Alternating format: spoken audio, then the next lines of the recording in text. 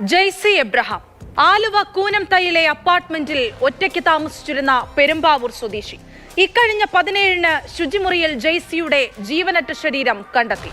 മരണത്തിൽ അസ്വാഭാവികത തോന്നി. ഇത് ബലപ്പെടുത്തുന്ന തരത്തിൽ പോസ്റ്റ്മോർട്ടം റിപ്പോർട്ടും വന്നു. അന്നു മുതൽ തുടങ്ങിയതാണ് ആ CCTV ദൃശ്യങ്ങൾക്ക് പിന്നാലെയുള്ള പോലീസിന്റെ അന്വേഷണം. ഒടുവിൽ കൊലപാതകമെന്ന സ്ഥിരീകരണമെത്തി. സാമ്പത്തിക തർക്കത്തിന്റെ പേരിൽ ഉറ്റ സുഹൃത്ത് നടത്തിയ ആസൂത്രിത കൊലപാതകം.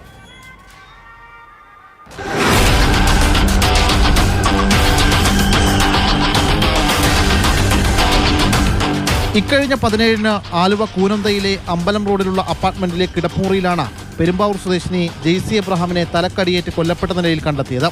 തലക്കേറ്റ ആഘാതമായിരുന്നു മരണകാരണം. പോലീസ് നടത്തിയ അന്വേഷണത്തിൽ അപ്പാർട്ട്മെന്റ് പരിസരത്ത് നിന്ന് ഹെൽമറ്റ് ധരിച്ച ഒരാൾ നടന്നു നീങ്ങുന്ന ചെറിയൊരു CCTV ദൃശ്യവും ലഭിച്ചു.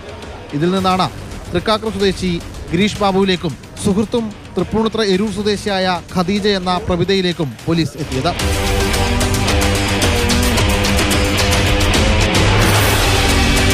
ജെയ്സിയെ കൊലപ്പെടുത്തി പണവും ആഭരണങ്ങളും കവരാനായിരുന്നു പദ്ധതി. തെളിവുകളൊന്നും ഇല്ലാതെ 2 മാസത്തെ ആസൂത്രിത ഗൂഢാലോചനയോടെയാണ് ഇരുവരും ജെയ്സിയെ ഇല്ലാതാക്കിയത്. സംഭവ ദിവസം സഹോദരന്റെ ബൈക്കിലെത്തിയ ഗിരീഷ് ഉണിച്ചിറയിലാണ് ബൈക്ക് പാർക്ക് ചെയ്തത്. തുടർന്ന് 2 ഓട്ടോകൾ മാറിക്കയറിയാണ് ജെസ്സിയുടെ അപ്പാർട്ട്മെന്റിൽ എത്തിയത്. തുടർന്ന് കയ്യിൽ കരുതിയ മദ്യം ജെസ്സിയുമൊത്ത് കഴിച്ചു. മദ്യലഹരിയിലായ ജെസ്സിയെ തന്റെ ബാഗിലുണ്ടായിരുന്ന ഡമ്പലെടുത്ത് തലക്കടിച്ച് കൊലപ്പെടുത്തി. മരണം ഉറപ്പാക്കിയ ശേഷം മൃതദേഹം ബാത്റൂമിലേക്ക് മാറ്റി. പോസ്റ്റ്മോർട്ടം റിപ്പോർട്ട് പ്രകാരം മരണകാരണം തലയിൽ ഉണ്ടായിട്ടുള്ള പല ഭാഗത്തുണ്ടായിട്ടുള്ള മുറിവുകളാണ്.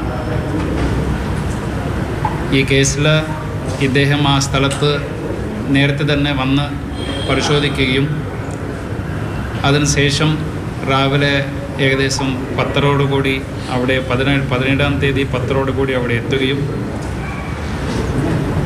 12:30 മണിക്ക് ഇടയ്ക്ക് വെച്ചിട്ടാണ് ഈ സംഭവം നടത്തിയതും.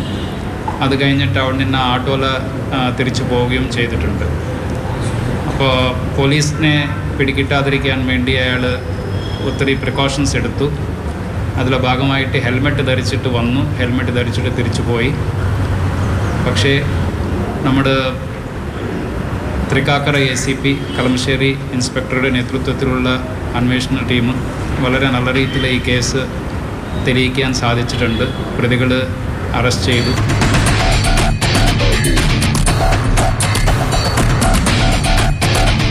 ജെസ്സിയുടെ പക്കലുണ്ടായിരുന്ന 2 സ്വർണ്ണവളകളും 2 മൊബൈൽ ഫോണുകളും കവർന്നാണ് പ്രതി മടങ്ങിയത്. മോഷ്ടിച്ച വളകൾ അടിമാലിയിൽ വിറ്റതായാണ് പ്രതിയുടെ മൊഴി. ഈ കൃത്യം നടത്തിയിട്ട് ശേഷം അയാളുടെ ബന്ധുക്കളുടെ വീട്ടിലേക്ക് പോയി. അവിടെ ഒരു ദിവസം കടന്നു. അത് കഴിഞ്ഞിട്ട് ഇടുക്കി പോയി. അവിടെ കുറച്ച് സമയം ചെലവഴിച്ചു.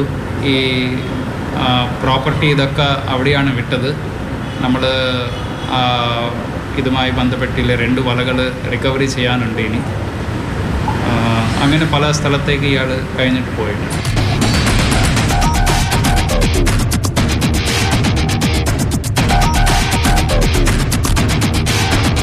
ഇന്നലെ വൈകിട്ടോടെ അറസ്റ്റിലായ പ്രതികളെ വൈദ്യപരിശോധനയ്ക്ക് ശേഷം ഉന്നത ഉദ്യോഗസ്ഥരുടെ സാന്നിധ്യത്തിൽ വിശദമായി ചോദ്യം ചെയ്തു. ലോൺ ആപ്പിലൂടെയും ക്രെഡിറ്റ് കാർഡ് ദൂരത്തിലൂടെയും വലിയ കടം വരുത്തിയിരുന്നു. റിയൽ എസ്റ്റേറ്റ് ബിസിനസ്സുകാരിയായ സുഹൃത്ത് ജെയ്സി സമ്പാദിച്ച പണവും സ്വർണവും കൈക്കലാക്കാനാണ് മറ്റൊരു പെൺസുഹൃത്തുമായി ചേർന്ന ഗിരീഷ് കൊലപാതകം ആസൂത്രണം ചെയ്തത്.